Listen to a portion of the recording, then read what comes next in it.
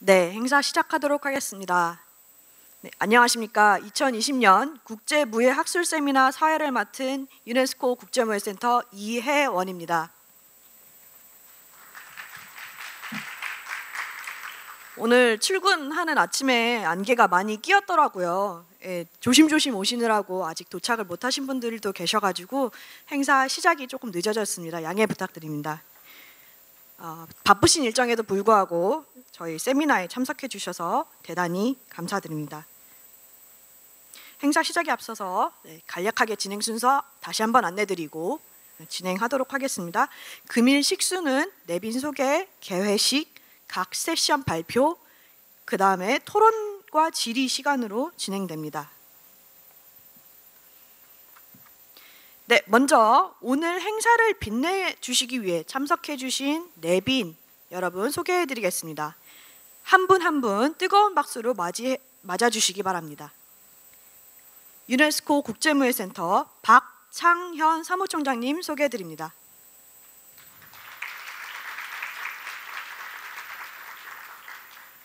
서울대학교 한경구 교수님 참석해 주셨습니다.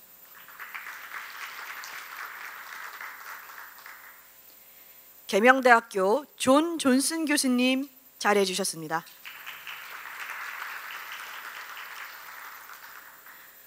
용인대학교 김주영 교수님 자리해 주셨습니다. 지금 들어오고 계신 중인가 봅니다. 네, 삼육대학교 산코 루이스 교수님 자리해 주셨습니다.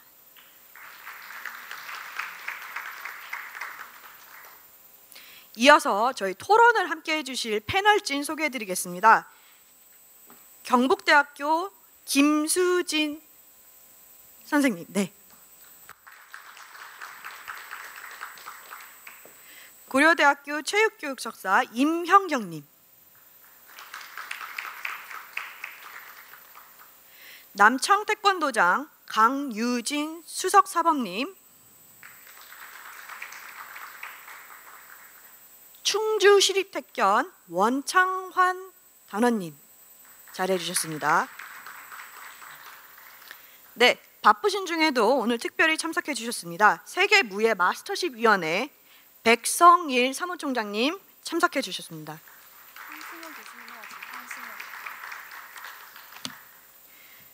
세계무술연맹 윤정훈 사무총장님 참석해 주셨습니다. 한국무예총연합회 이현기 사무총장님 자리해 주셨습니다. 그리고 제가 세션 1 좌장님은 황승현 경북대학교 교수님 참석해 주셨습니다. 오늘 참석해 주신 내빈 여러분께 다시 한번 감사드리며 이어서 2020년 국제무예학술 세미나 개회식을 시작하겠습니다. 2020년 국제무예학술 세미나는 팬데믹 상황에 대한 무예 대응과 그 미래를 주제로 개최됩니다. 코로나19 때문에 다소 제한된 인원을 모시고 진행하고 있음에 양해 부탁드립니다. 다만 저희가 유튜브 녹화 송출을 통해서 가능한 많은 분들이 저희 세미나에 함께 해줄 수 있도록 행사를 준비했습니다. 저희 유네스코 국제무예센터 유튜브 채널에 많은 좋아요와 구독, 관심 부탁드립니다. 먼저 유네스코 국제무예센터 박창현 사무총장님의 개회사가 있겠습니다. 네, 무대로 오시겠습니다.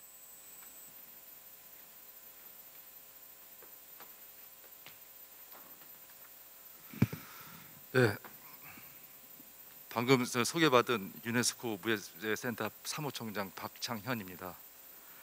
바쁘신 와중에도 오늘 세미나에 참석해 주신 서울대학교 한경구 교수님, 그리고 황승현 경북대학교 교수님, 그리고 존존순 계명대학교 교수님, 그리고 산코루이스 삼육대학교 교수님을 비롯해 발표와 토론을 위해 이곳 현장에 참석해 주신 모든 분들에게 진심으로 감사의 말씀을 드립니다.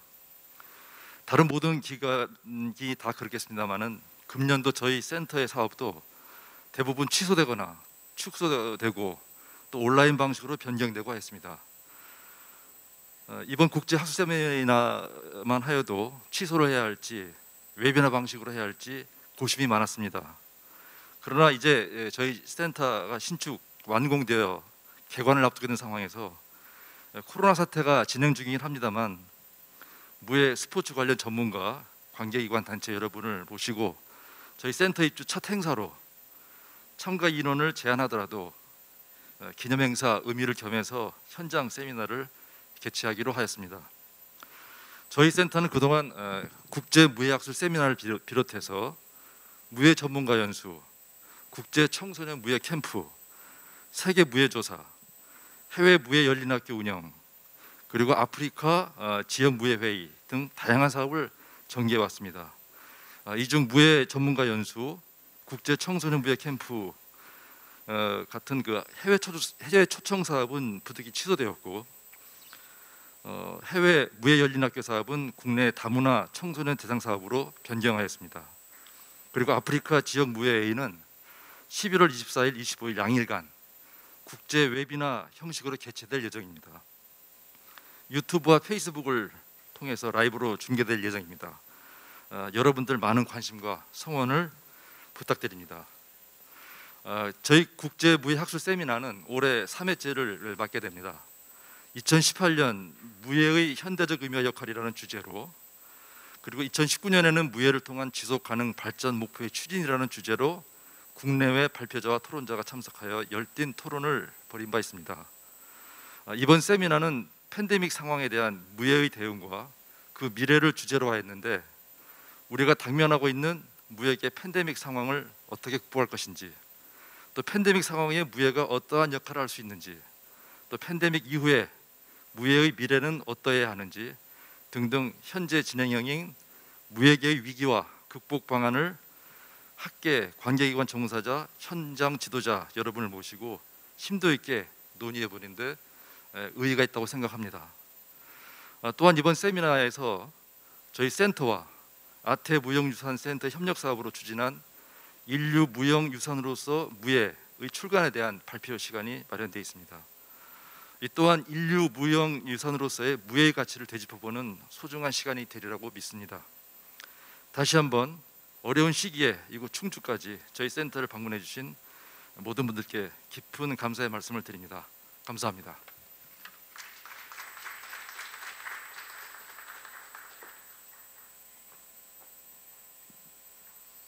이어서 오늘 세 개의 세션을 관통하고 있는 주제입니다. 팬데믹 상황과 평화를 위한 무예 교육 주제로 서울대학교 한경구 교수님의 기조 강연이 있겠습니다. 네, 큰 박수 부탁드립니다.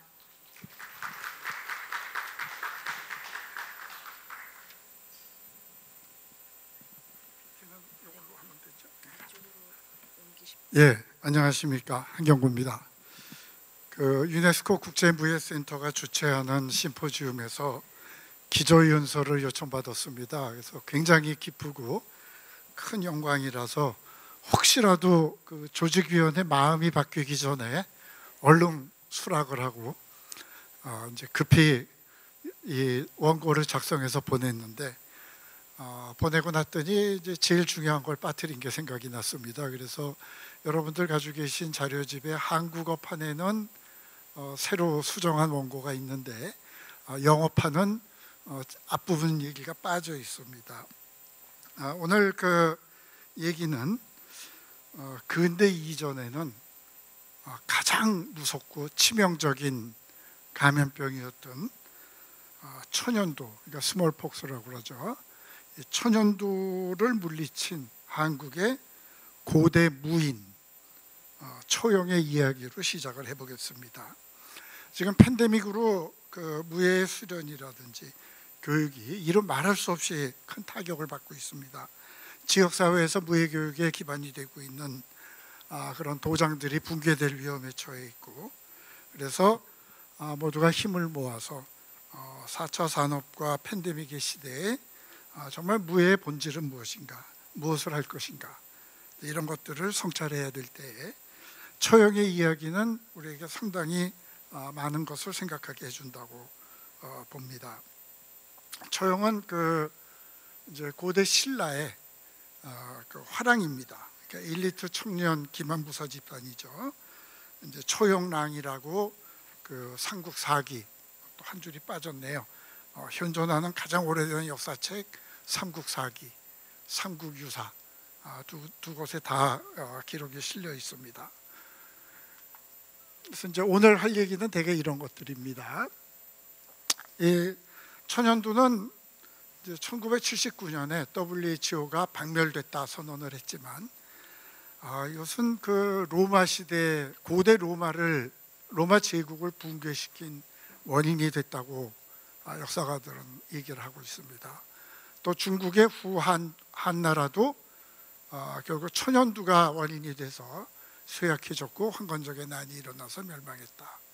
또는 뭐 근대에 들어와서도 인구 700만을 자랑하던 잉카 제국이 멸망한 것도 결국 천연두에 의한 감염으로 인구가 50만 이하로 급감하면서 이제 그렇게 됐던 겁니다. 이렇게 무서운 병입니다. 근대 종두법이 등장을 하고 150년도 더 지난 1967년에도 인류 1,500만 명이 감염돼서 200만 명이 목숨을 잃었던 그런 병입니다.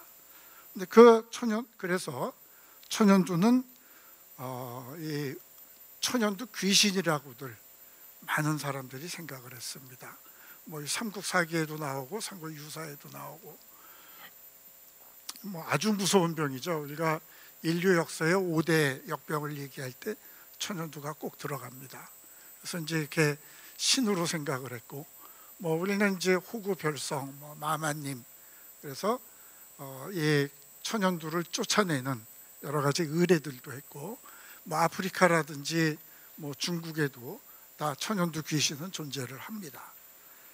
그래서 이제 이 초용은 초용랑이라고 적혀 있으니까 화랑입니다. 그래서 화랑은 뭐 이 한국 분들은 너무나 잘 아시지만 고대 신라의 그 아주 용맹한 무사 집단이면서 이 명산 대천을 찾아서 심신을 단련하고 무예만이 아니라 도덕 또 이제 노래와 춤 이런 것도 익혔던 사람들이고, 이 사람들이 결국 가장 조그맣고 낙후됐던 신라를 강성한 국가로 발전시키고 삼국 통일을 이룩하는 기초가 됐다고들 합니다. 그래서 화랑은 뭐 동상입니다. 그래서 여기저기 있습니다. 뭐 박물관에 가시면 볼 수 있고 드라마로도 나와 있고 이렇게 드라마도 있죠, 텔레비. 그리고 이제 이런 그 굉장히 엄격한 윤리 덕목들을 갖출 것을 요구를 받았습니다. 단순히 그냥 폭력 집단이 아닌 것입니다. 심지어 이 대한민국의 육군사관학교도 모델을 화랑대로 하고 있고, 육군사관학교는 화랑대라고 불리죠. 근데 그 초용이 어떻게 해서 이제 이 역신, 그러니까 이 천연두 귀신하고 물리치게 됐는지 이 얘기를 잠깐 하겠습니다. 한국 분들은 다 잘 아는 얘기죠. 어느 날 밤들이 논이다가 들어와 봤더니 침소에 다리가 4개가 있는 겁니다. 그래가지고 이 초용이 황당무계한 이런 상황에서 뭐 그 당대 최고의 무사였지만 칼을 뽑거나 그러질 않고 노래를 부르면서 춤을 췄습니다. 이제 여기 그 역신이 그 초용의 아내를 범했다라고 돼 있는데 이거 여러 가지 해석들이 있습니다. 이게 뭐 실제로 섹슈얼한 게 아니라 상징적인 질병의 감염이었다는 주장도 있고, 그렇지만 그 아주 짧은 기록이지만 기록을 보면 역신이 인간의 모습으로 변했다 그러는데, 그 모습은 나중에 이 역신이 초용에게 맹세를 하는 것을 보면 아마도 초용의 모습으로 변한 것이 아닌가. 왜냐하면 역신이 초용에게 당신의 모습이 있는 곳에는, 그림만 그려놓은 곳에도 내가 올신을 하지 않겠다고 그럽니다. 그래서 이제 이 역신을 초용이 춤을 추면서 노래를 부르고 쫓아낸 얘기는 한국에서는 뭐 어린이 그림책에도 나오고 굉장히 많은 방식으로 놀고 있습니다. 이 초용이 불렀던 노래라고 삼국유사에 전해지는 신라시대의 노래입니다. 그래서 근데 여기서 굉장히 이 관심을 가져야 될 것이 다리 4개를 보는데 둘은 내 아내 것인데 둘은 누구 것인가? 다리만 보인 거죠. 그래서 이제 보통의 남자들 같았으면 뭐 놀라고 분노해서 굉장히 폭력적인 행동을 했을 텐데 처형은 노래를 부르고 춤을 춥니다. 뭔가 내 사랑하는 아내가 다른 사람하고 있는데 뭔가 곡절이 있는 것이 아닐까 이렇게 생각을 했을 수도 있고 사태를 수습하고 해명할 기회를 준 거일 수도 있죠. 어쨌든 그렇게 했더니 역신이 깨나가지고 처형이 노래를 부르는 걸 보고 춤을 추는 걸 보고 역신이 거기서 무릎을 꿇습니다. 보통 같으면 뭐 난리를 치겠죠. 칼 뽑아 들고 그럴 텐데 이렇게 하는 걸 보고 처형이 맹세를 역신이 천연두 귀신이 무릎을 꿇고 당신에게 간복했습니다. 당신이 있는 곳에는 내가 앞으로 얼씬도 하지 않겠습니다. 그러니까 어떻게 보면 신라 최고의 무사가 이런 당혹스러운 상황을 당해서 자기가 잘 사용할 줄 아는 무술을 사용하지 않고 노래와 춤을 사용해서 역신을 마음까지 굴복을 시켰던 얘기입니다. 이것은 이제 고려시대 때 궁중 무용으로 발전을 해서 조선시대까지도 전해졌고 유네스코의 무형 유산으로 등재가 됐습니다. 유네스코 홈페이지 가보시면 이제 있습니다. 그래서 이제 이 얘기를 왜 시작을 하는가? 우리가 팬데믹 시대에 정말 중요한 생각할 것을 주지 않는가 그럽니다. 무술이라고 하는 것은 뭐 요즘 평화를 얘기를 하고 유네스코도 평화를 위한 기구입니다. 어떻게 하면 전쟁을 막을 수 있을까? 그러나 평화라는 것은 단순히 폭력이 존재하지 않는, 전쟁이 존재하지 않는 상태는 아닌 것입니다. 우리가 전쟁이 없다고 그러면 그것은 소극적 평화에 불과합니다. 진정한 평화라고 하는 것은 착취라든지 구조적인 폭력이 존재하지 않는 착취나 차별, 배제 이런 것들이 존재하지 않는 진정한 평화, 적극적 평화라고도 얘기를 하죠. 그래서 이런 문화적인 폭력이나 구조적인 폭력으로부터 자유로워되는데 그것이 우리가 사랑하는 사람들, 우리가 소중히 여기는 가치들을 지키기 위해서는 정말 부득이한 경우에 물리적 폭력을 사용하거나 폭력을 사용할 각오가 돼 있지 않으면 진정한 평화는 이룰 수가 없다는 아주 슬픈 현실입니다. 그런데 이제 이 팬데믹이라고 하는 것은 우리에게 굉장히 어려운 문제를 줍니다. 왜냐하면 방역 지침, 거리를 두라고 합니다. 저도 지금 2m 이상 떨어져 있기 때문에 마스크를 벗었습니다만 거리를 두라고 합니다. 그러나 과연 거리를 두는 것으로서 내가 사랑하는 사람, 내가 소중히 여기는 가치 이런 것들을 지킬 수가 있는가? 무예라고 하는 것은 필요한 경우에는 적에게, 상대방에게 또는 위험에 다가가라고 가르칩니다.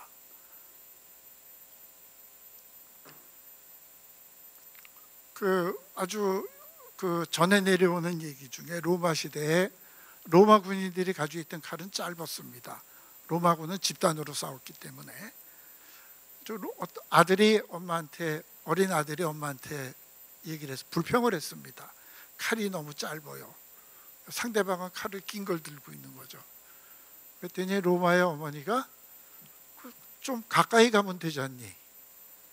위험에 다가가는 겁니다. 그러나 팬데믹 시대에는 거리 두기를 요구를 합니다. 이 거리 두기라고 하는 것은 무예 교육의 굉장히 중요한 부분들을 우리가 실천할 수 없게 만들어 버립니다. 더구나 지금 우리가 실시하고 있는 이 거리 두기라는 것은 사실은 통상의 전염병에 대한 응급적인 처치입니다. 코비드는 우리가 감염 경로도 자세히 모르고 굉장히 장기화되고 있고, 뭐 백신이 나온다, 치료제가 나온다 그러지만 그게 언제 제대로 공급이 돼서 우리가 자유로워질지 모릅니다. 이 생물학자들은 오히려 더 큰 걱정을 합니다. 코비드가 마지막이 아니다. 3년마다 한 번씩 새로운 감염이 나타날 수도 있다. 그럼 우리는 앞으로의 세대는 계속 이런 위험을 안고 살아야 된다는 얘기가 됩니다. 그래서 그럴 때 우리는 뭐를 해야 되는 거죠? 우리의 인체라고 하는 것은 피부로 둘러싸여 있지만 사실은 반공개된 시스템입니다.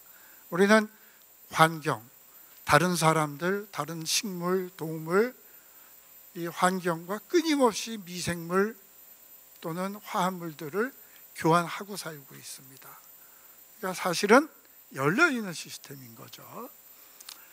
그래서 우리가 팬데믹을 경험을 하면서 굉장히 많은 지역사회의 무예교육에 종사하는 분들이 타격을 받았습니다.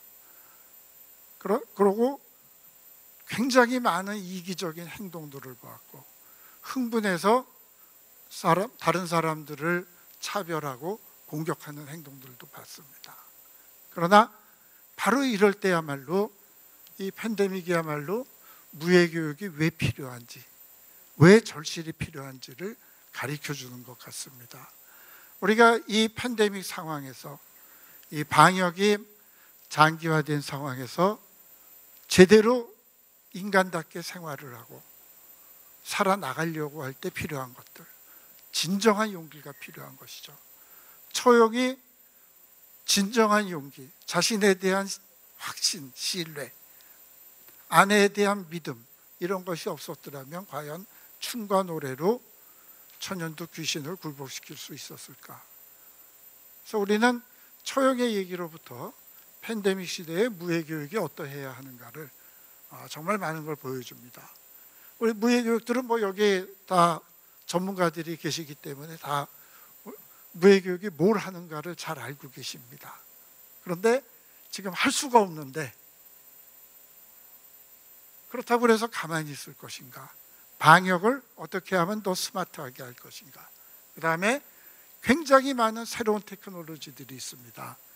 그러한 새로운 테크놀로지들, 새로운 기법들을 지금이야말로 활용할 때가 아닌가. 여러분들이 전자오락이건 무슨 여러 가지 게임들, 이런 것들 보면 대부분이 무예를 기반으로 하고 있습니다. 우리가 공상과학소설에서나 가능하다고 생각했던 굉장히 많은 것들이 노력을 하면은 조금씩 가능해질 수가 있습니다. 팬데믹은 무예교육에 엄청난 타격을 주고 있지만 사실은 무예교육이 이런 테크놀로지들을 사용하고 이 시대를 살아나가기 위한 중요한 덕목들을 가르치기 위한 어떻게 보면 기회일 수도 있습니다. 저희도 대학에서 비대면으로 수업을 합니다. 지식적인 부분은 비대면으로 상당히 됩니다. 그러나 학교는 교육이라는 것은 지식만 가르치는 것이 아닙니다. 태도라든지 품성이라든지 협조하는 방법이라든지 진정한 용기라든지, 그래서 그런 걸 생각을 할 때 우리는 팬데믹을 굉장히 적극적으로 대응할 필요가 있다, 이렇게 생각합니다. 예, 오늘 많이 지체됐기 때문에 제가 준비해 온 건 좀 있지만 짧게 마치겠습니다. 경청해 주셔서 감사합니다.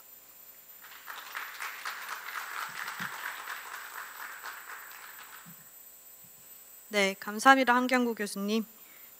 저희 왜 무예교육이어야 하는가, 팬데믹 사태와 연관지어서 시사점과 무예교육의 역할에 대해서 강연해 주신 한경구 교수님께 다시 한번 큰 박수 부탁드리겠습니다.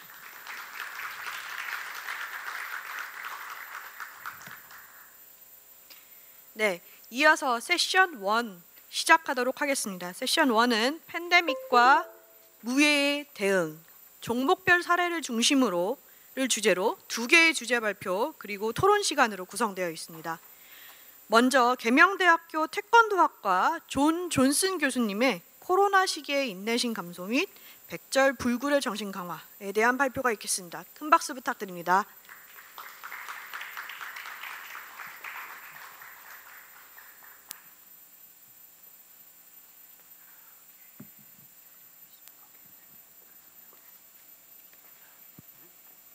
안녕하십니까.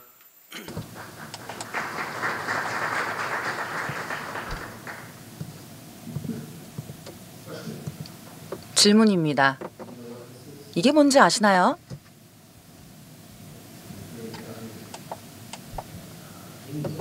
한국은 대령주, 저희는 포지 포스트라고 하는데요. 이것은 저희가 보통 전통 무예에서 하는, 즉 이렇게 때리는 도구로 사용하는 겁니다. 제 왼손을 잘 봐주세요.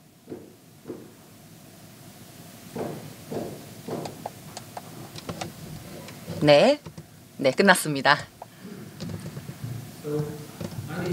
제 이름은 존 존슨입니다. 저는 계명대학교 교수이고요. 태권도학과 교수입니다. 오늘 제 발표는 인내의 몰락 그리고 벨절불굴 정신의 비상이 코로나 시대에 어떻게 일어나고 있는지에 대해서 말씀드리도록 하겠습니다. 먼저 소개하기에 앞서서 일단 제가 가장 좋아하는 질문입니다. 저희 태권도 학생들에게 이렇게 물어보죠. 태권도를 하면서 가장 최악의 상해는 무엇이었냐? 라고 이렇게 질문을 하게 되는데, 제가 무예를 배우면서 위쪽 팔 아래 봤을 경우에는 저희는 특히 왼쪽에 이 팔에 무릎에 이렇게 부상을 입었었고요. 안타깝게도 왼쪽도 뼈가 골절을 입었습니다. 그리고 또 갈비뼈와 오른쪽 어깨 또 골절이 되었고요. 그리고 또 오른손에 같은 경우에는 또 이렇게 손목 부위에 많은 부상을 입었습니다. 뿐만 아니라 또 제 손에는 정말 이 경미한 여러 가지 골절이나 파열 같은 것들이 콘크리트 벽면에 부딪히면서 부상을 입었죠. 이런 부상과 사고를 통해서 어떤 경우에는 제가 앉으면서 순간 마비 증세를 경험하게 됐습니다. 아마 작년까지 그랬던 것 같아요. 작년에 제가 왼쪽 이 무릎이 총 여기에 또 골절되었고, 또 왼쪽에 있는 이 뼈도 파열이 되고 골절이 되었습니다. 그래서 일단 제가 말씀을 드리는 내용에 있어서 계속 인내를 갖고 좀 잘 들어주시면 좋을 것 같습니다. 제 발표는 좀 제 개인적인 경험과 이 감정을 나누는 시간이기 때문에 어떻게 보면은 좀 오늘 발표에서 좀 더 여러분들께 진중한 좀 그런 어떤 표현들을 좀 잘 들어주시면 좋을 것 같습니다. 그러면 코로나19 시대에서 우리가 무엇을 해야 할까요?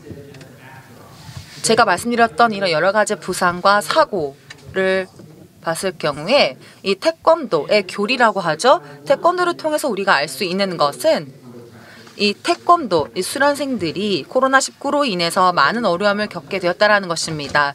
그리고 뿐만 아니라 태권도를 통해서 사실 지금 우리는 전례 없는 시기를 맞닥뜨리고 있다라고 새롭게 배우고 있습니다. 그래서 오늘 발표는 아마 아시겠지만 학술적인 내용에 대해서는 좀 같이 나누도록 하겠습니다. 그래서 또 어떤 것들이 필요한지에 대해서 말씀드리도록 하겠습니다. 일명 자체 민족학적인 연구 방법과 교육학적인 방법을 통해서 태권도를 어떻게 우리가 좀 더 수련할 수 있는지, 그리고 태권도 수행을 하기 위해서 좀 더 정서적인 무기를 어떻게 이번 2020 코로나19 시대에서 좀 더 대응해 나갈 수 있는지에 대해서 말씀드리도록 하겠습니다. 뿐만 아니라 어떻게 하면은 우리가 평가를 하고 테스트를 해서 좀 더 이런 무형적인 태권도의 교훈을 삼을 수 있는지에 대해서 말씀드리겠습니다. 그리고 나서 여러 가지 제가 말씀드리고 싶은 권고사항과 그리고 강점에 대해서 말씀드리도록 하겠습니다. 그러면 관련돼서 제가 활용한 또 자료와 또 방법에 대해서 말씀드리도록 하겠습니다. 첫 번째 같은 경우에는 자체 민족학적인 방안을 통해서 진행을 하고 있고요. 여기에는 함께 여러 가지 개념과 아이디어를 탐구하면서 각각 개별적인 어떤 경험이 있었는지, 그리고 해당 문제에 있어서 어떻게 반응을 했는지에 대해서 연구를 진행했습니다. 정서적으로 어떤 경우에는 통계학적인 방법을 통해서, 지성적인 방법을 통해서 전 세계적인 어떤 의미가 있는지에 대해서 연구를 했습니다. 이런 자체 민족학적인 연구를 통해서 좀 더 이런 분리되거나 좀 더 중립적인 그런 위치에 대해서는 다룰 수는 없었지만은 새롭고 그리고 좀 더 심도 깊은 그런 이해들을 할 수 있는데 좋은 장이 되었습니다. 제가 태권도의 이념을 같이 이해하고 또 교육을 하면서 사실 오늘날 저희가 맞닥뜨린 코로나19의 도전 과제를 어떻게 이겨낼지에 대해서 제 부상을 통해서도 함께 배울 수 있는 시간이 있었습니다. 그렇다면 이제는 좀 어려운 부분에 대해서 발표를 진행해 보도록 하겠습니다. 이게 제 뼈 사진입니다. 제 왼손, 지금 엑스레이 사진을 보여드리고 있습니다. 2019년도 8월 16일에 사고를 당했습니다. 그래서 지금 보시는 것처럼 왼쪽에 이렇게 심을 박았죠. 저기 왼쪽 무릎 같은 경우에도 완전히 지금 인대가 파열이 되었고요. 그렇기 때문에 또 이 부위가 같이 많은 큰 부상을 입게 되었습니다. 왼손 손목 같은 경우에는 사실 저희 의사 선생님께서도 굉장히 끔찍한 안 좋은 심각한 상태다라고 말씀해 주셨습니다. 태권도 저희 마스터께서도 이렇게 얘기를 해주셨습니다. 좀 더 일어나서 훌 털어버리고 나가라 라고 이렇게 얘기를 했고, 저도 부상을 입고 나서 병원에 혼자 가서 이렇게 치료를 받았습니다.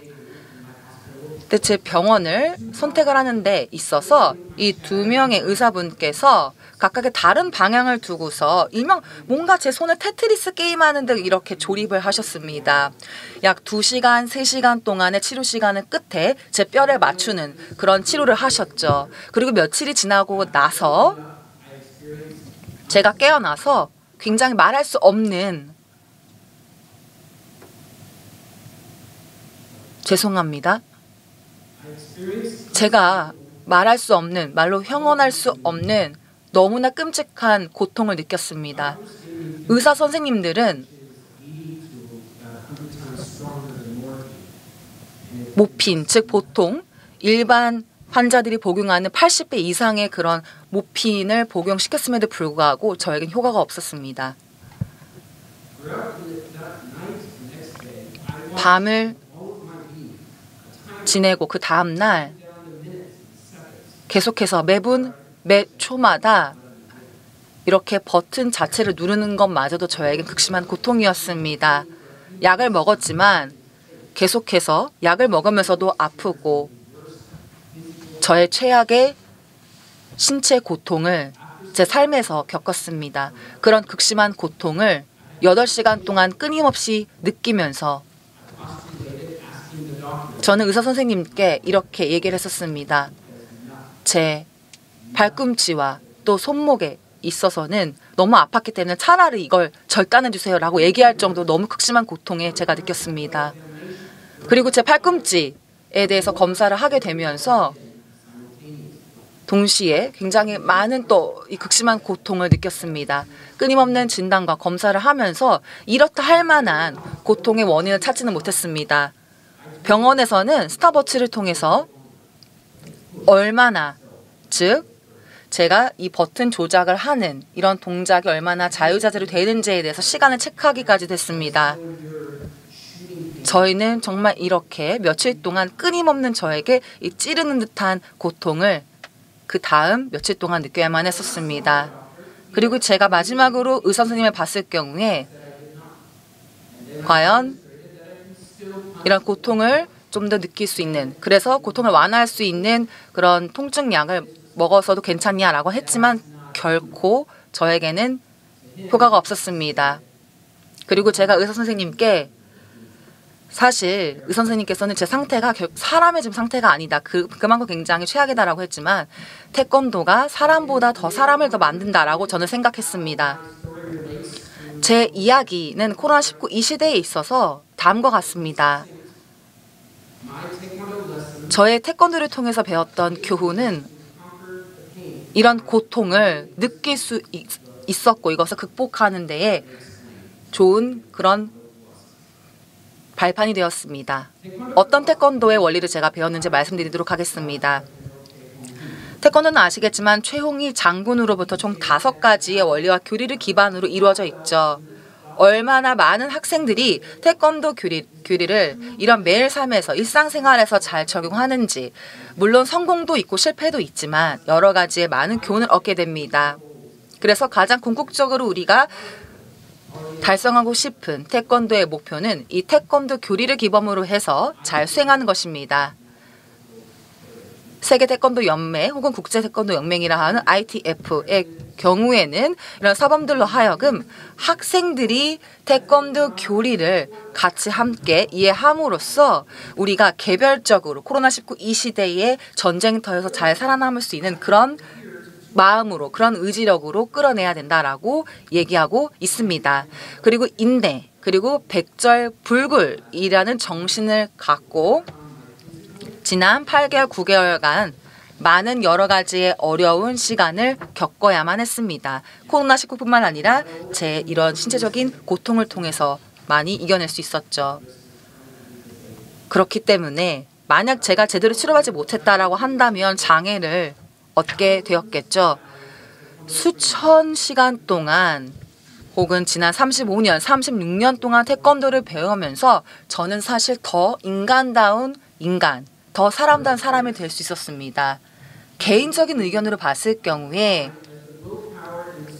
의지력과 그리고 벨절불굴의 정신을 통해서 태권도의 많은 것들을 좀 더 강점으로 세울 수 있었는데요. 이제 무의 정신을 기반으로 제 생각에는 태권도에 같이 배우는 학생들은 우리가 신체적으로 무언가를 한다라는 건데, 하지만 백절불굴의 정신을 기반으로 봤을 경우에는 우리의 내면의 어떤 가치에도 중점을 두어야 합니다. 태권도 학생들에게 있어서는 시적으로 이것이 무엇인지 잘 모를 수는 있겠지만 감성적으로 뭔가 결단력을 통해서 일구어내는 그런 경지가 필요합니다. 벨절불굴의 정신을 통해서 계속적으로 이런 암울하고 힘든 시기를 잘 이겨낼 수 있는 이런 정서적인 정신이 더할 나위 없이 필요하기 때문입니다. 그래서 태권도의 교육자로서 제 스스로에게 이런 질문을 합니다. 어떻게 하면 우리 학생들로 하여금, 지금도 많은 학생분들께서 참여를 해주셔서 다시 한번 감사드리고요. 제가 학생들에게 이렇게 질문을 합니다. 이렇게 태권도의 무형적인, 우리가 눈에는 보이지 않는 교훈을 더 삼을 수 있는지 뿐만 아니라 제 스스로에게도 질문을 합니다. 이렇게 모든 중요한 태권도의 가치를 우리가 잘 반응하고 이것을 잘 전승할 수 있는지, 이것을 당연히 몸소 경험을 하고 전승해야 되겠죠. 태권도 사범들에게 있어서는 무예를 좀 더 정신적으로 그리고 신체적으로 잘 학생들에게 가르쳐야 합니다. 정서적으로, 도덕적으로 태권도를 통해서 더 많이 함양할 수 있도록 해야 합니다. 단순히 신체적인 발달, 신체적으로만 하는 그런 훈련이 아니라 각각 더 도덕적인 방법이나 좀 더 정서적인 그런 정신의 발전을 통해서 자리매김하도록 도와야 합니다. 그렇기 때문에 태권도의 교리를 좀 더 효과적으로 달성하기 위해서는 다음과 같습니다. 제 사고뿐만 아니라 제 코로나19 이 시대에 있어서 아마 좀 더 제 답변을 찾은 것 같은데요.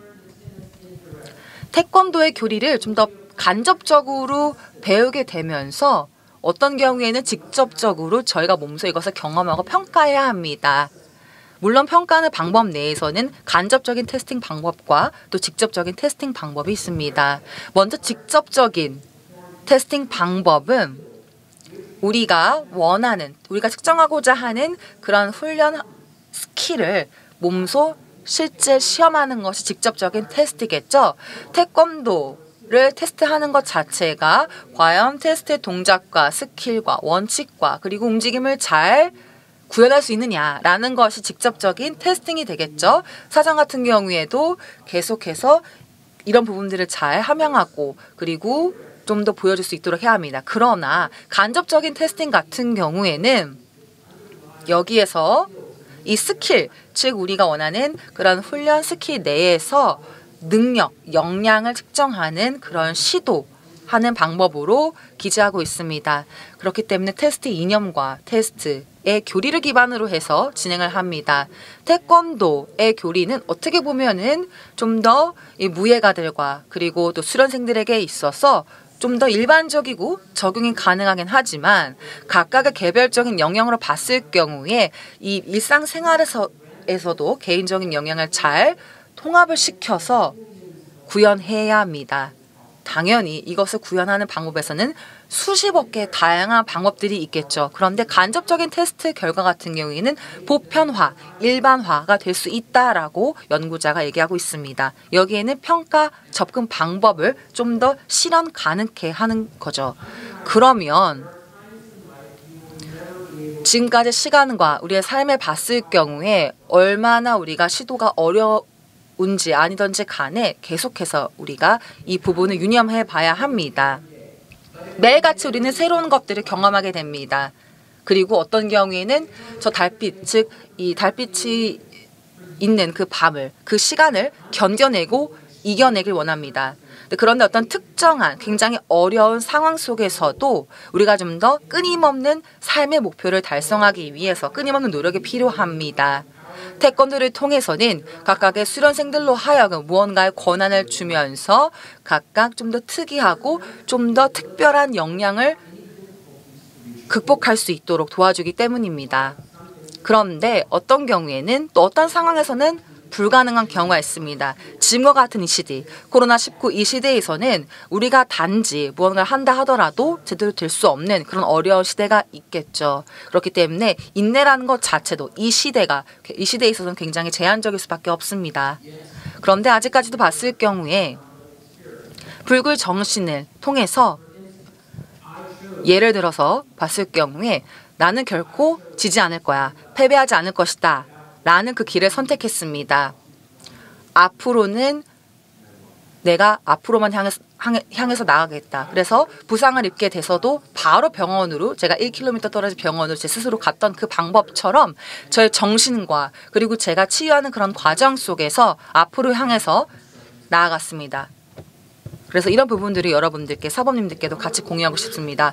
백절불굴의 정신을 통해서 패배하지 않을 것이다 라는 것을 제가 선택을 했고요. 제 지금 사진 뒤에 있는 분이 바로 제 딸입니다. 수련생들에게 있어서는 우리가 이런 도전 과제에서 선택을 하고 끊임없이 그 길을 고수하는 인내력이 필요합니다. 안타깝게도 제 지금 이 고통이 계속 지속되고 있긴 한데 이 수술을 통해서도 여러 가지 제가 지금 이 뼈 내에 부착한 이 금속이 아직까지도 메탈이 지금 제 뼈에 삽입되어 있기 때문에 그런 부분들을 계속 저희가 이겨내 나가야 된다라고 생각을 합니다.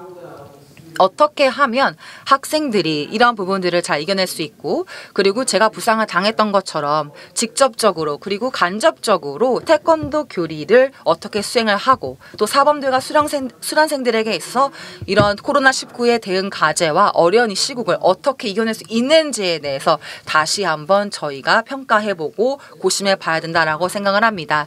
지금 이 시기야말로 우리가 진정한 태권도로부터의, 예를 들어 백절불의 정신을 실제로 우리가 일상생활에 실현할 수 있는 중요한 기회이자 시기다라고 생각을 합니다. 코로나19로 인한 다양한 사람들의 경험을 보긴 했지만 그런 부분들을 적용을 하는 것이냐, 그리고 어떻게 이겨내 나갈 것이냐라는 것을 봐야 합니다. 그리고 반면에 봤을 경우에 제가 아까 말씀드렸던 굉장히 제 이 팔을 정말 이 PTSD라고 하는 이 외상 후의 이 장애를 통해서도 제가 계속해서 이겨냈고 결국 이 자리에 섰습니다. 왜냐하면 저는 태권도가 가르치는 진정한 교리를 믿었기 때문입니다. 태권도 사범들에게 있어서 말씀을 드리고 싶습니다. 여러 가지의 고난과 역경이 코로나19로 있을 수 있겠죠. 그런데 삶은 늘 어렵습니다. 이렇게 어렵고 고난이 있을수록 태권도 교리를 좀 더 우리가 극복하고 함께 구현해 나갈 수 있는 그런 방안이 된다라고 생각을 합니다. 그래서 코로나19 어떤 경우에는 제 아파트에서도 학생들, 뭐 가족들 모든 주변에 있는 그런 이 근경에 있는 사람들까지 또 코로나19로 인해서 많은 어려움을 겪긴 했었습니다. 네, 그런데 이 지난 10년 동안 봤을 경우에 사실 지금 이 시기가 이 코로나19로부터 가장 어려운 시기였었고 결국은 이 3일 만에 다시 이 부상을 제가 겪고 나서도 일어서고 다시 또 태권도장에 나와서 이렇게 하는 사진이었습니다. 결론을 맺겠습니다. 이 연구를 통해서 좀 더 간접적인 태권도의 무형적인 이 교훈을 평가하고 이것을 반영할 수 있는 정성적인 이런 평가에 대한 내용이 필요합니다. 그리고 학생들이 우리가 가르칠 때 있어서 태권도의 진정한 가치를 전승하는 것이 필요합니다. 코로나19를 통해서도 우리가 무예가들이 함께 참여할 수 있는 평가 방법을 저희가 앞으로 제공할 수 있다고 생각합니다. 그래서 마지막으로 말씀을 드리면 네, 지금 이제 시간이 거의 다 막바지가 이미 된 것 같은데요. 제 2가지 메시지를 통해서 마무리를 짓도록 하겠습니다. 여러분 아프시다. 즉 코로나19 때문에 많은 어려움이 있으신 분들 같은 경우 아니면 합기도, 태권도, 가라도 어떤 무예를 활동을 하면서 부상을 당하시든지 간에 먼저 이것을 수행하고 우리가 해나가면서 백절불굴의 정신과 인내력을 통해서 이겨내시길 바랍니다. 헤비메탈로 유명한 이런 사람들 같은 경우에도 유네스코 컨퍼런스나 이런 다양한 곳곳의 회의를 통해서 정말 모든 이런 고통과 어려움들을 태권도의 정신을 통해서 가치를 통해서 이겨내었다라고 얘기를 한 바 있습니다. 그래서 태권도로서는 우리가 불가능한 것이 없습니다. 감사합니다. 네, 개인적인 부상 그리고 팬데믹 상황과 같은 위기 상황에서의 대응 방안으로서 태권도에서 강조하는 정신력, 인내력, 교육 방식을 짚어주셨고요. 그다음에 태권도 정신력의 훈련 효과에 대한 정성적 평가 도구를 제안 주셨습니다. 네, 존존슨 교수님 다시 한번 감사드립니다. 다음으로 용인대 격기지도학과 김주영 교수님께서 팬데믹과 무예 대응, 복싱의 현장 사례에 대한 발표해 주시겠습니다. 네, 김주영 교수님 무대로 모시도록 하겠습니다. 현재 팬데믹으로 모든 분야에서 어려움을 겪고 있는데 저는 팬데믹과 무예 대응 실제로 제가 이제 복싱 감독을 하면서 교수로 재직 중입니다. 그래서 현재 현장 사례에 대해서 여러분들과 함께 나누고자 합니다. 오늘 발표될 주제의 목차는 다음과 같습니다.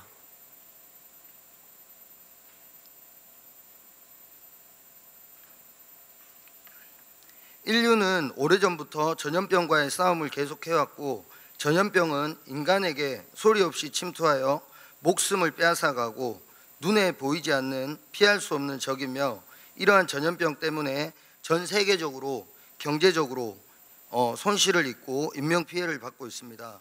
우리나라 역시 신종플루, 사스, 메르스 등의 전염병을 겪었으며 이러한 전염병으로 휴교령, 수학여행 및 군휴가 자제령 등이 내려지며 우리 사회를 매우 힘들게 했습니다.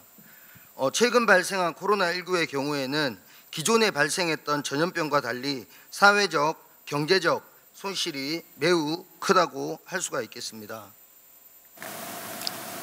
코비드19는 2019년 12월 중국 우한에서 발생한 집단 폐렴에서 발견된 코로나19로서 한국을 포함한 전 세계 전역에 빠르게 확산되고 있습니다. 2020년 1월 30일에는 세계보건기구에서 국제적 공중보건 비상사태를 선포하였으며 2월 28일에는 코비드19 위험도 매우 높음으로 상향되었습니다. 그리고 3월 11일에는 팬데믹 대유행을 선언하며 현재에 이르고 있는 실정입니다. 제가 발표할 복싱은 인류 탄생과 함께 시작되었습니다. 앞에 표에서 보시는 바와 같이 BC 668년에 제23회 고대 올림픽을 시작으로 1912년 10월 7일 대한민국에 복싱이 정착되었으며 1916년 미국인 선교사 질레트에 의해 복싱 용구가 도입되면서 복싱이 활발하게 성행을 했습니다. 1922년에는 YMCA 연중 행사로서 복싱 대회가 최초로 진행되었습니다.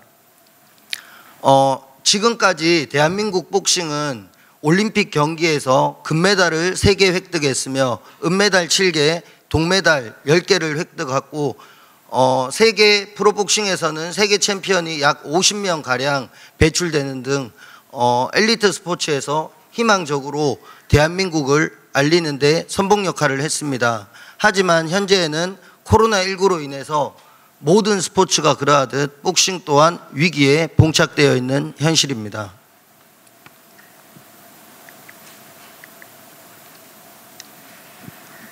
팬데믹 상황에서 우리나라 엘리트 복싱은 2020년 도쿄올림픽 아시아 예선전을 끝으로 진천 국가대표 선수촌을 문을 닫게 되었으며 각 선수들이 훈련하고 있는 학교 체육관과 기숙사 폐쇄 그리고 학교 수업이 비대면으로 전환되는 등 실업선수와 학생 선수들이 소속팀에서 체계적으로 운동을 하지 못하고 있기 때문에 경기력을 기대할 수 없는 실정입니다. 모두 아시는 바와 같이 대회가 진행되지 않아서 고등학교 3학년 학생들에게는 입시에 큰 어려움이 있었습니다. 생활체육 복싱에서는 잘 아시다시피 복싱 에어로빅, 태보, 필록싱 등 다양한 프로그램과 융합해서 건강관리, 다이어트 등으로 선풍적인 인기를 끌며 전국에 많은 복싱 체육관이 생겨나고 있습니다. 하지만 현재는 팬데믹 상황으로 경제 위기 상황을 맞이하고 있으며 일선에서 복싱을 지도해야 되는 관장님들이 대리운전이라든지 택배 등등 어려운 생활고를 겪고 있습니다.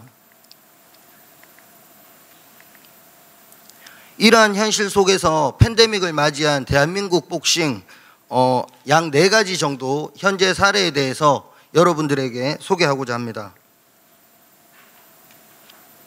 앞에 보는 사진은 코로나가 1.5단계에서 2단계로 상향되던 시점에 개최되었던 대통령기 전국 복싱 대회입니다. 장소는 충남 청양에서 개최가 되었고 약 600여 명의 선수와 임원들이 출전한 경기이며 팬데믹 상황에서 최초로 개최된 복싱 경기입니다. 이전에는 볼 수 없었던 진풍경이 펼쳐졌는데요. 체육관 입장까지는 발열 체크 등등 약 3차례에 걸친 그 발열 체크를 했었고요. 심판들은 그 얼굴에 그 선수들의 안전을 보호하기 위해서 마스크를 착용했고 장갑 또한 착용을 했습니다. 그리고 무관중으로 경기가 열렸고 심판과 임원진들은 대회를 치를 수 있는 최소한의 환경으로 행사를 치러 약 일반적으로 대회가 한 5일 정도 치러진다면 약 10일 정도의 대회를 치렀고 이 대회가 성공적으로 끝이 나게 되었습니다. 이 경기에서는 그 1시간마다 한 번씩 방역을 했고 페이스 쉴드, 마스크, 장갑을 심판들이 모두 착용해서 전염이 되지 않도록 최대한 노력을 했고 무관중 선수 또한 한 경기 앞에 있는 선수만 들어감으로써 아마추어 경기에서 실내 스포츠 모범 사례로 꼽히고 있습니다. 다음.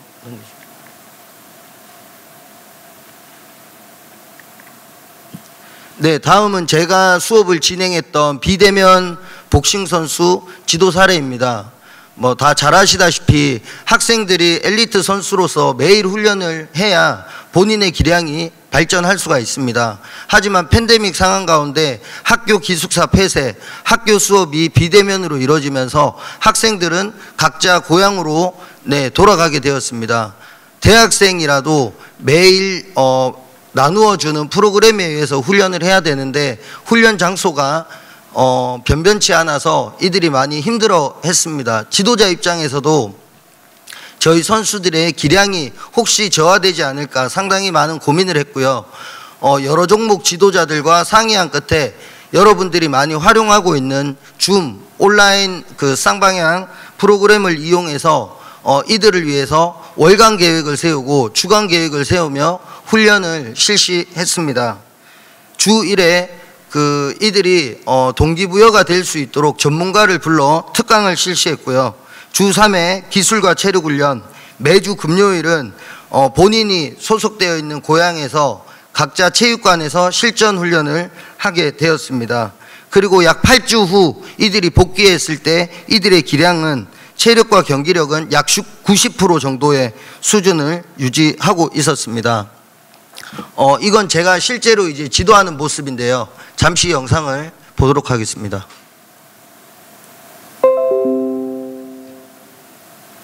소리는 조금만 낮춰주세요.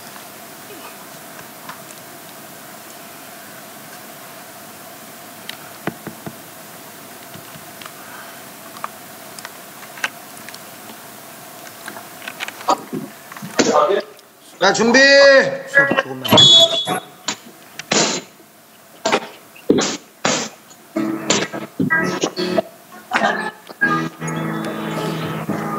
용인대학교 복싱부는 총 21명으로 저희 선수단이 구성되어 있는데 서울부터 제주도까지 전 지역에 다 포진이 되어 있습니다. 하지만 학생들이 휴대폰을 켜고 쌍방향으로 이렇게 소통을 했는데 의외로 진행이 잘 되었고 이들이 받아들이는 게 상당히 높았습니다.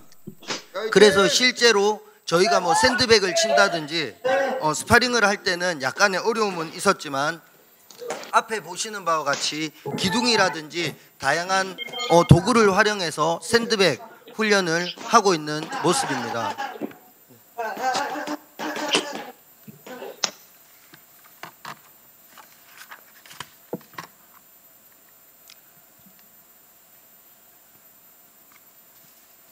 이 영상처럼 제가 이제 훈련을 지도했을 때 의외의 반응이 나타났습니다. 체력과 경기력, 기술력은 약 90% 정도를 이들이 보유를 하고 있었고요. 의외로 경기를 풀어가는 본인들이 생각하는 자기 결정성은 상당히 더 높아졌습니다. 그래서 왜 그럴까 생각해 보니 학교에서 이제 단체로 훈련을 하게 되면 짜여진 매뉴얼에 의해서 훈련을 해야 되니까 약간 기계적으로 컴퓨터처럼 찍어져 나온다라면 이들이 집에서 자율적으로 훈련을 하기 때문에 이들이 생각하고 상상하는 그런 경기력이 펼쳐질 수 있었습니다. 세 번째로는 저희 학교에 이제 많은 학부의 학생들이 있습니다. 이 학생들은 복싱과 전혀 무관한 학생인데요. 실기 수업이라 많이 처음에 고민을 했습니다. 실기임에도 어떻게 제가 줌을 통해서 수업을 할 수 있을까 고민을 하고 세운 결단입니다. 첫째는 복싱에 대해서 전혀 모르는 친구들이기 때문에 PPT를 활용해서 복싱 이론에 대한 동작 설명을 상세하게 했습니다. 그리고 두 번째는 우리 그 국가대표 아시안게임 금메달리스트 선수인데요. 이 친구를 이제 모델로 써서 그 동작에 대한 영상을 촬영했습니다. 일반 영상과 슬로 비디오 그렇게 해서 그 학생들에게 보여주면서 이해를 시켰고 그 이후에 학생들이 직접 따라하는 참여하는 프로그램을 활용했더니 저희가 2주 전부터 이제 대면 수업으로 전환이 되었습니다. 제 기대의 한 80% 정도 이들의 기량이 발휘가 되었습니다. 그래서 이러한 방법도 학교에서 실기 수업을 할 때 활용할 수도 있겠지만 지금 체육도장업의 경우에는 실내 체육시설로서 10인 이하 내지는 영업 정지를 당하는 상당히 어려움에 봉착해 있습니다. 그래서 체육관 관장님들이 생활고를 겪고 있는데 관장님들이 그냥 영업 정지를 하고 문을 닫을 것이 아니라 이런 컨텐츠를 개발하고 고객들과 줌을 통해 쌍방향 수업이 진행된다라면 비록 체육관의 문은 닫혀 있지만 온라인상으로 복싱 내지는 무예의 지도가 충분히 가능하다고 판단이 됩니다. 영상을 잠시 보겠습니다.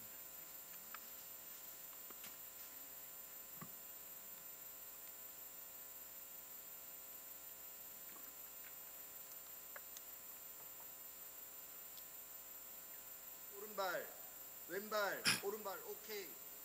이 학생들은 교양 수업을 듣기 때문에 본인의 자취방이라든지 주차장, 체육관, 공원 등과 같은 곳에서 본인들이 훈련할 수 있는 곳에서 수업에 모두 참여를 했습니다. 각을 정확하게 만들어 놓고 조금씩 뒤로 좀 보여주세요.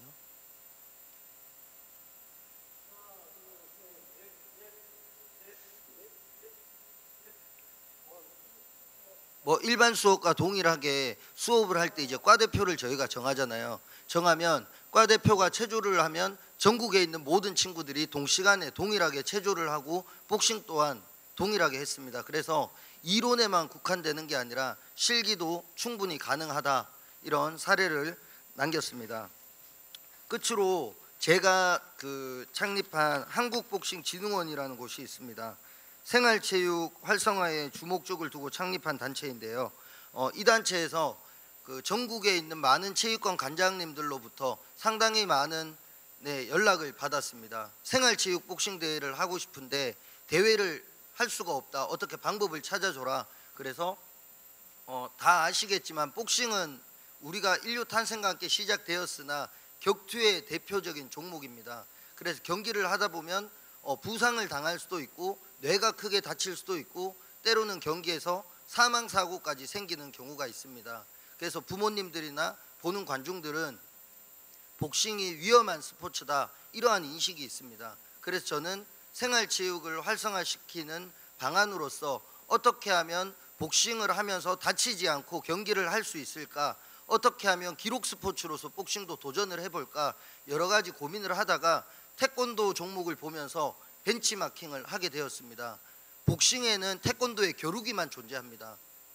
하지만 태권도에는 품새도 있고 시범이라는 종목도 있습니다. 그래서 복싱도 온라인으로서 복싱 경기에 영향을 줄 수 있는 복싱의 용어인데요. 섀도우 복싱, 미트 트레이닝, 샌드백 트레이닝, 이 세 가지를 종목으로 구분을 해서 이들이 1분간 자유자재로 동영상을 촬영해서 저희에게 보내주는 것입니다. 그러면 저희는 그 영상을 받고 그 영상에 대한 평가를 전문가 심사단을 배정해서 동작의 창의성, 실용성, 조화도 등등 4가지로 80점의 점수를 줬고요. 나머지 20점은 그 영상을 SNS로 업로드를 했습니다. 그래서 SNS로 업로드를 해서 SNS 호응도 점수도 저희가 체킹을 했는데 그것이 되면서 많은 사람에게, 주변 지인들에게 복싱에 대해서 알리게 되고 나중에 영상을 보실 건데 유니폼이나 체육관 로고가 계속 노출이 됩니다. 그러면서 자연스럽게 코로나를 극복할 수 있는 체육관 관장님들의 운영 노하우도 생기게 되었습니다.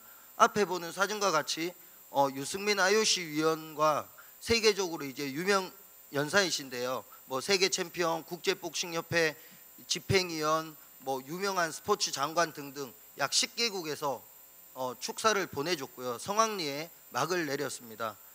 이 영상을 한번 보도록 하겠습니다.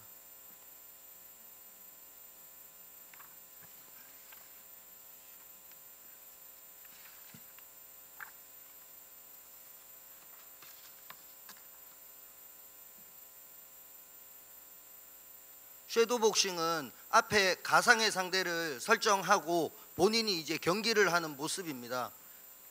한국복싱진흥원 복싱 아카데미가 보이는데요. 이렇게 영상을 촬영함으로써 SNS에 많이 노출되고 체육관 홍보에 큰 역할을 했습니다. 약 5일 동안 업로드된 영상에 10,000뷰 이상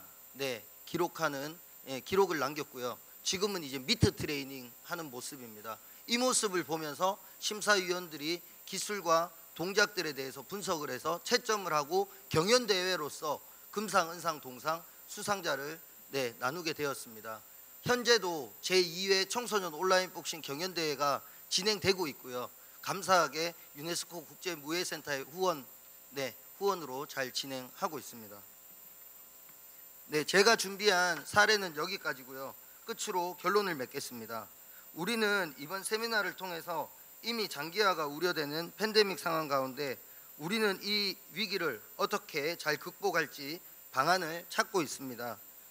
제가 발표한 대로 첫 번째로 그 대통령배 전국 복싱 대회에서 지도자, 선수, 관계자 발열 체크, 소독, 마스크 착용을 의무화하고 무관중으로 안전하게 경기를 마무리함으로써 팬데믹 가운데 성황리에 막을 내렸고요. 두 번째로 집합 명령 금지로 불가능했던 엘리트 선수들의 훈련과 생활체육, 즐기고 있는 동호인들에 대해서 비대면으로 지도할 수 있는 시스템을 현장에 적용했고요.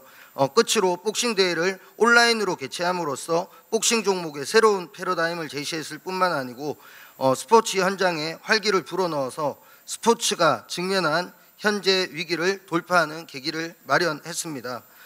우리는 대한민국은 IT 강국입니다. 따라서 IT 융합을 넘어 새로운 패러다임을 통해서 무예가 나아가야 될 방향을 잘 제시하길 바라고요. 이상으로 발표를 마치겠습니다. 감사합니다.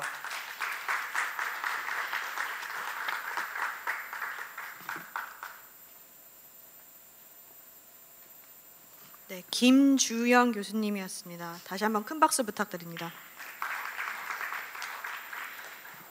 세션 1 토론은 경북대학교 레저스포츠학과 황승현 교수님께서 좌장을 맡아주시겠습니다. 임인현경, 김수진 발표자 두 분과 그다음에 한국체육대학교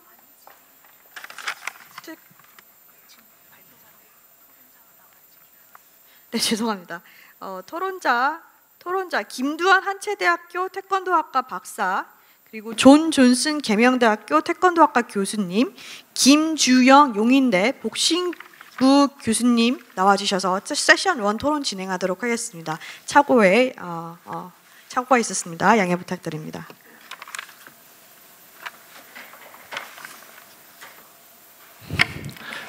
Hello everyone. This is 네, 안녕하십니까? 저는 경북대학교 교수 황승현입니다. 이번 세션은 영어로 진행될 예정이기 때문에 영어로 들으시기 어려우신 분들 같은 경우에는 통역기를 착용해 주시면 감사하겠습니다. 먼저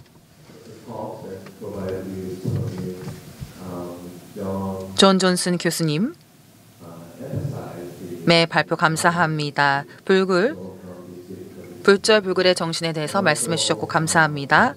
그리고 김주영 교수님 발표를 통해서도 관련된 온라인 상황에서 온라인 콘텐츠를 어떻게 교육학적인 트레이닝 프로그램에서 박싱에 적용했는지에 대해서 말씀해 주셨습니다. 두 분의 발표에 대해서 혹시 질문 있으신 분이 계신가요?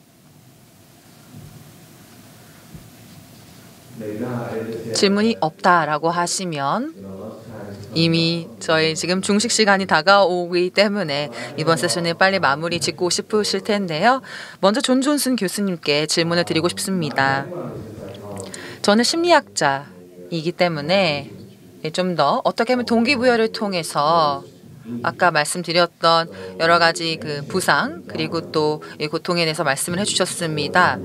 사실 이 개인적인 어떤 경험이 있으셨는지 그리고 좀 더 아까 말씀하셨던 그 정신에 대해서 불절불굴의 정신에 대해서 어떤 경험이 있었는지를 말씀해 주시면 감사하겠습니다. 먼저 답변을 드리기 전에 진심 어린 감사의 말씀을 드리고 싶습니다. 제가 발표 초반에 했었어야 되는데 잊어버렸기 때문에 그렇습니다. 먼저 오늘 국제무예학술 세미나 주최 측에 감사의 말씀을 드립니다. ICM이 저를 오늘 초대해 주셔서 큰 영광으로 생각합니다.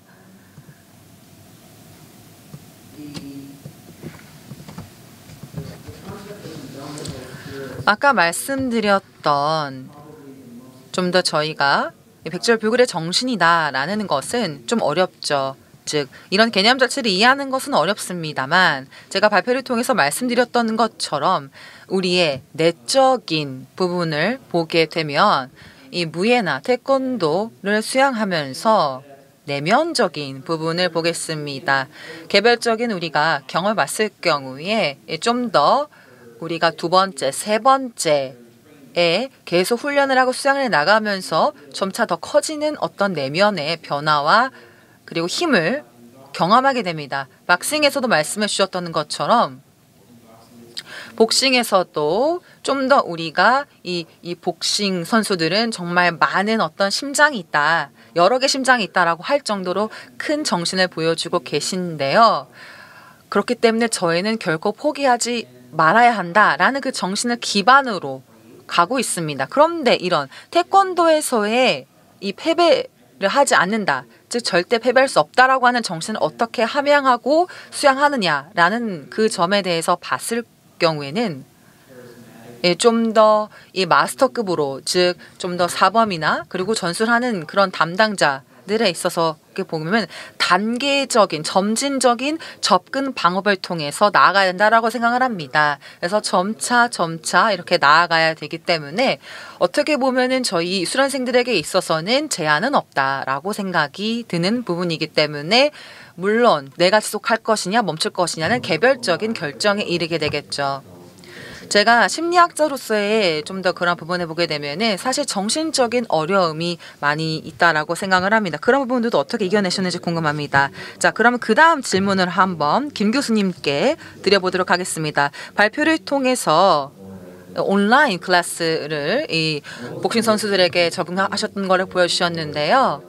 그 부분이 굉장히 또 흥미로웠는데, 온라인 수업을 통해서 좀 어려웠던 점은 어떤 거였을까요? 이렇게 신체적인 박싱을 하는 데 있어서 제한은 무엇이 있었을까요?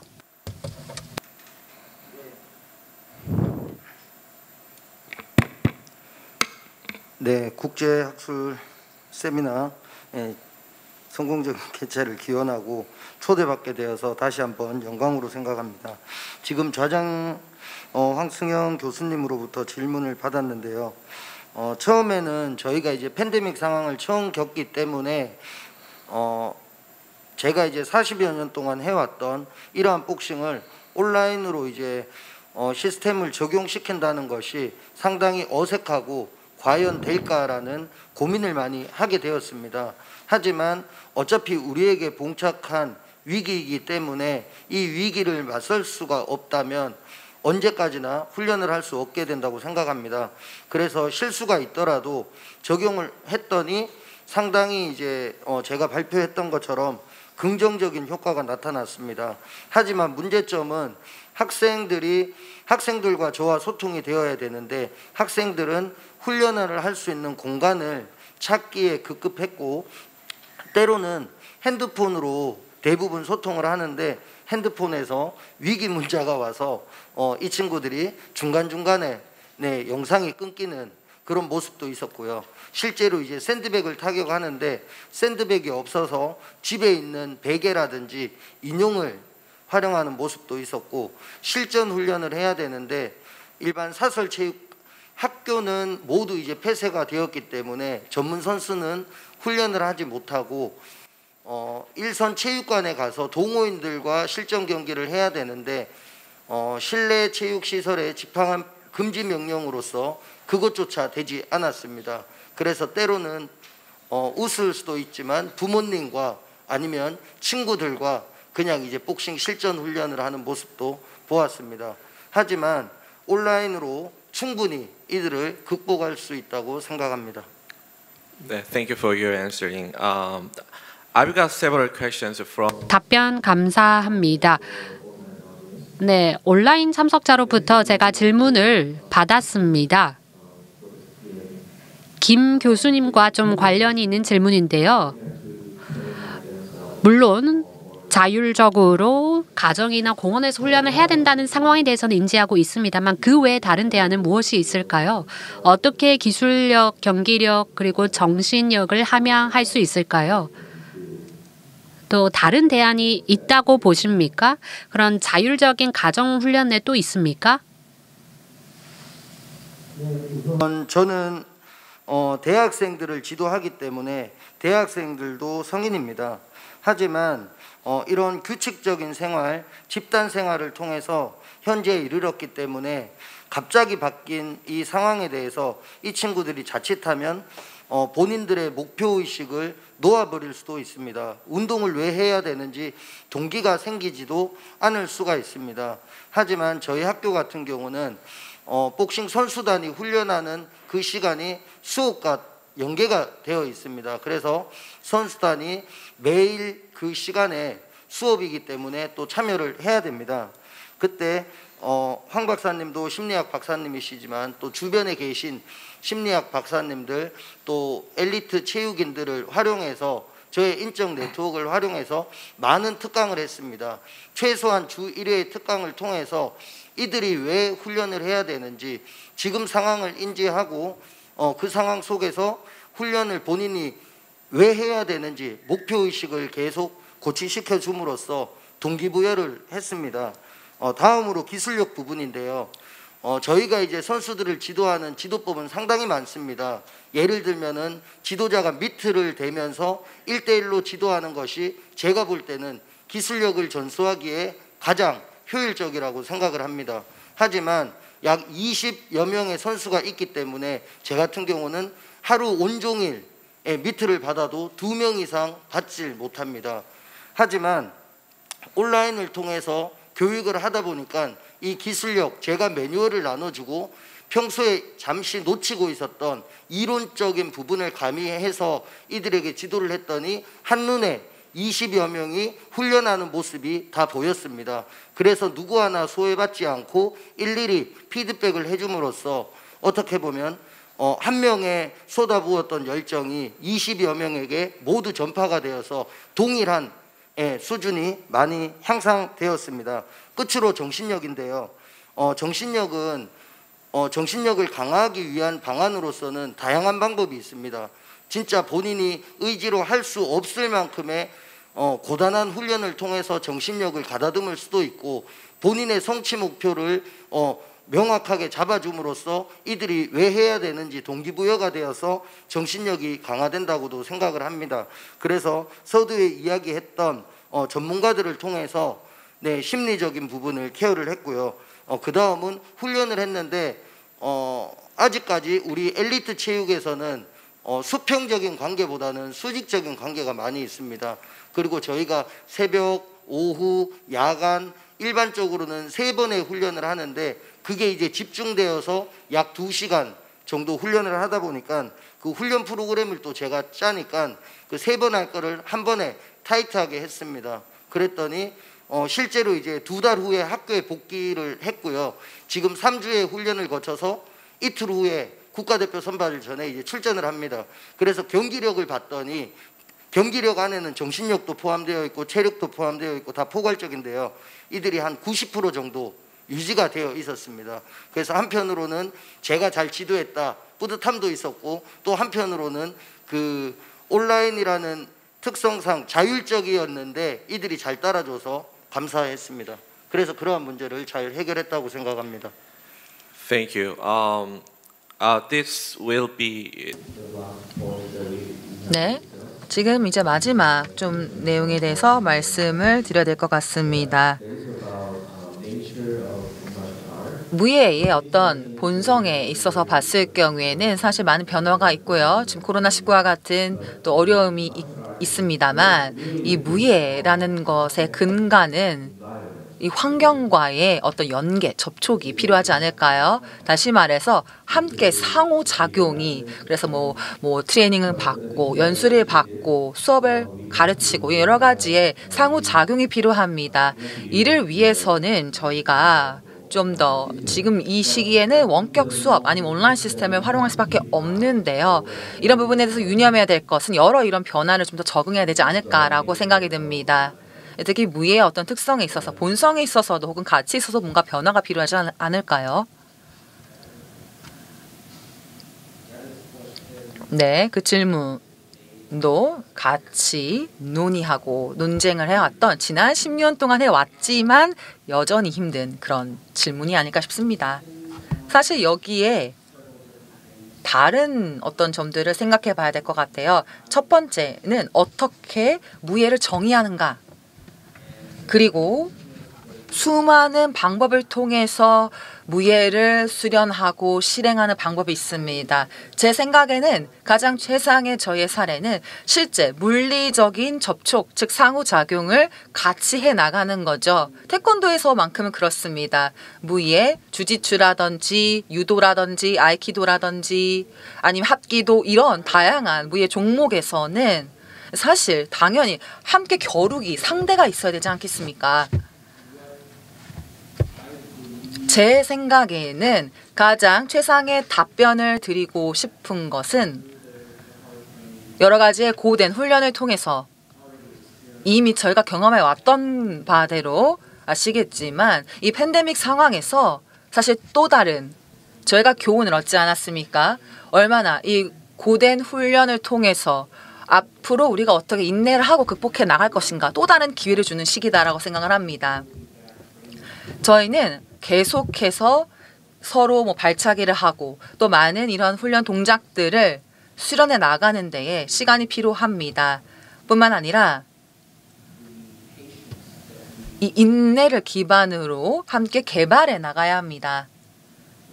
예컨대 제가 태권도를 배우면서 저희 또 사범님께서 총 7년 동안 이 태권도의 여러 가지의 이 동작을 같이 많은 훈련을 받을 수 있도록 저에게 여러 가지의 이 훈련을 저에게 주셨습니다.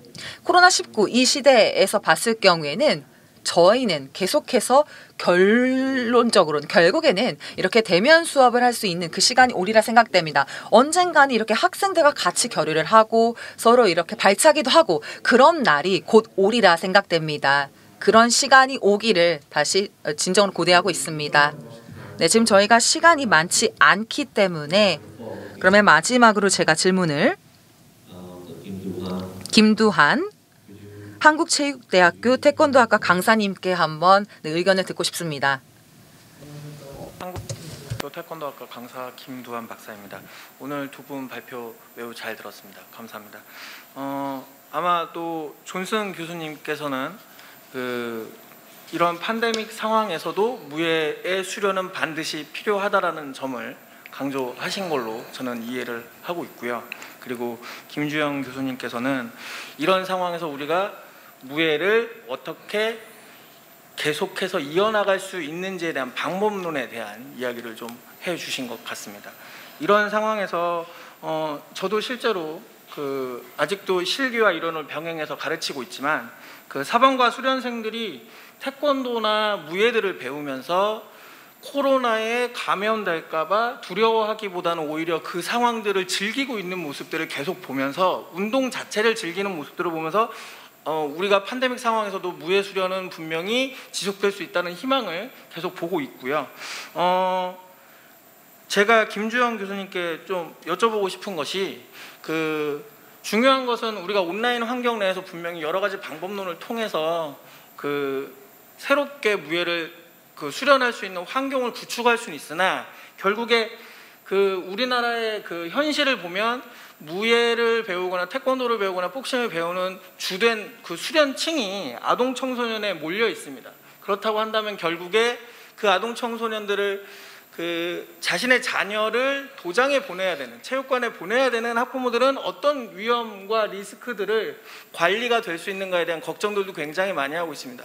그러니까 수련을 하려는 본인들, 아동 청소년 본인들의 문제도 있지만 그곳에 보내는 학부모들과 주변인들의 걱정도 우리는 관리를 해줄 수 있어야 된다는 겁니다. 그런 부분들에 대해서 혹시나 생각이 있으시면 좀 이야기해 주셨으면 좋겠습니다. 네, 제가 사단법인을 운영하는데요. 그 안에 복싱 아카데미도 함께 운영을 하고 있습니다. 지금 이제 말씀해 주신 것처럼 저희가 이제 유소년부터 시작해서 성인에 이르기까지 많은 동호인들이 찾아오고 있는데 현재는 이러한 코로나가 벌써 이제 한 10개월 정도 지속되면서 약간의 안전 불감증이 생긴 것 같습니다. 그래서 그냥 마스크를 잘 착용하고 코로나에 대해서 많이 무뎌졌습니다.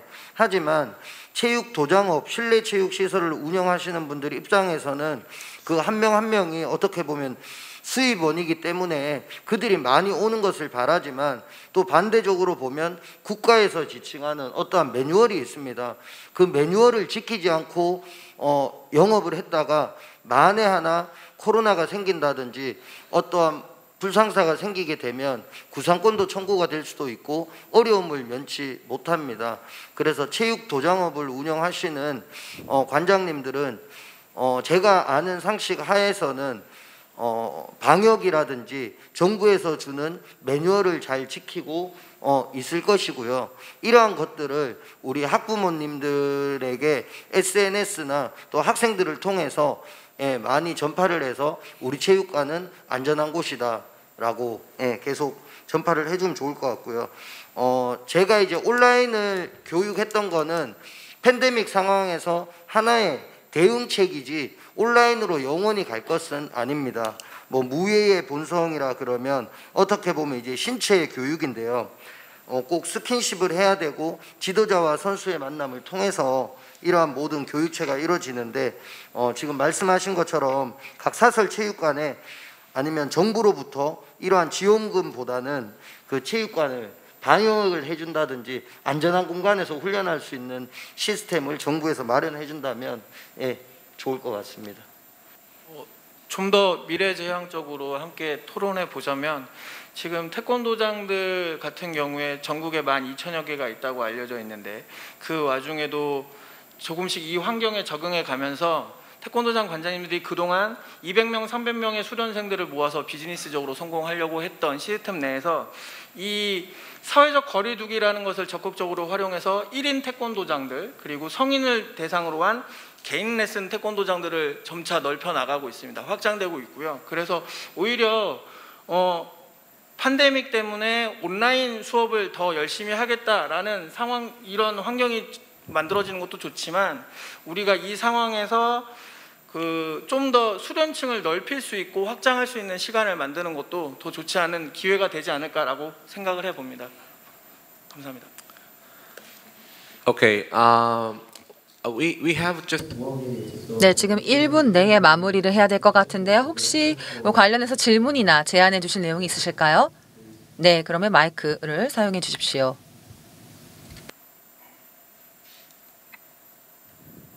안녕하십니까. 저는 유네스코 ICM 무예시범단 운영실장 윤진영이라 합니다. I'm an administrator of ICM Martial Arts. 유네스코 ICM 무예시범단 단장입니다. 실제로 먼저 굉장히 도움이 되는 발표였고 세션이었습니다. 관련해서 많은 메시지를 전달해 주셔서 감사합니다. 또 개인적인 그런 경험을 무예에서 같이 공유해 주신 존 존슨 교수님 감사합니다. 그리고 이렇게 어려운 시기에 시적인 사례를 공유해 주신 김주영 교수님 감사합니다. 실제로 무예라는 것은 사실 신체 혹은 정신의 건강을 다시 활기차게 회복하는 것뿐만 아닙니다. 건강과 또 우리의 힘을, 우리의 좀 더 이 트레이닝 프로그램을 통해서 신체적 그리고 또 정신적인 강점을 다시 키울 수 있는 시간인데요. 무예가로서 그리고 교육자로서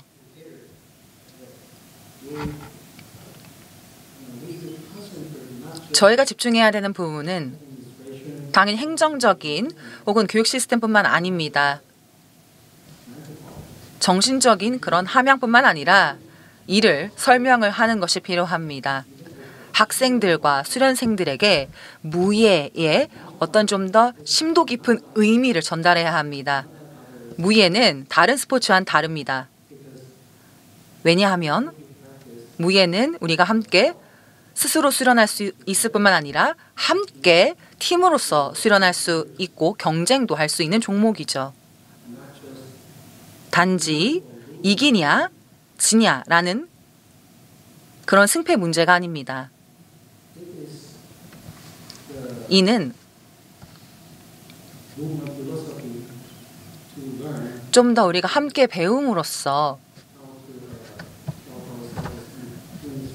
우리 스스로를 우리의 내재적인 이런 강점을 더 키워서 뭐 정신적, 신체적인 트레이닝 프로그램을 통해서 생존을 어떻게 해 나가느냐라는 그 역량을 함양할 수 있는 철학적인 부분이다라고 생각을 하고 우리 스스로에게 좀 더 내재적으로 집중해야 되는 부분이다라고 생각합니다. 감사합니다. 네, 코멘트 해주셔서 감사합니다. 제 생각에는 이제 이번 첫 번째 세션을 마무리할 시간이기 때문에 함께 해주신 여러분들 진심으로 감사드리고요. 아마 지금 점심 식사가 준비된 것 같기 때문에 점심 관련된 사항을 전달해 주시면 감사하겠습니다. 감사합니다. 네, 이렇게 첫 번째 세션을 마무리하도록 하겠습니다.